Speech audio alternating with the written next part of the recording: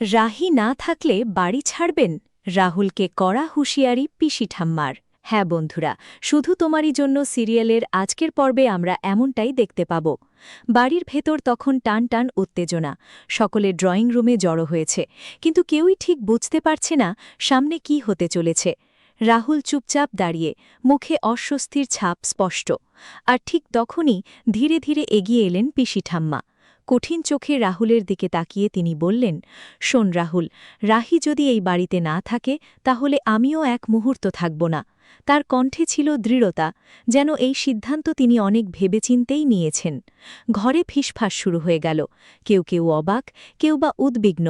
রাহি কোণের দিকে দাঁড়িয়ে সব শুনছিল, চোখে জল টলমল করছে। সে যেন বিশ্বাসই করতে পারছে না তার জন্য কেউ এতটা এগিয়ে আসতে পারে।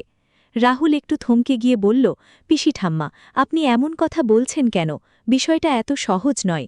কিন্তু ঠাম্মা তাকে থামিয়ে দিয়ে বললেন, সহজ না হলেও সত্যি এটা, যে এই মেয়েটা এই বাড়ির সম্মান, এই পরিবারের অংশ। ওকে ছাড়া এই বাড়ি আমি ভাবতেই পারি না। রাহির চোখ থেকে তখন অশ্রু গড়িয়ে পড়ছে। এতদিন ধরে সে নিজেকে একা ভাবছিল, মনে করছিল এই বাড়িতে তার কোনো জায়গা নেই। কিন্তু আজ পিসি ঠাম্মার কথায় তার ভিতরের সব ভেঙে পড়া অনুভূতি যেন নতুন করে জেগে উঠল। রাহুল চুপ হয়ে গেল।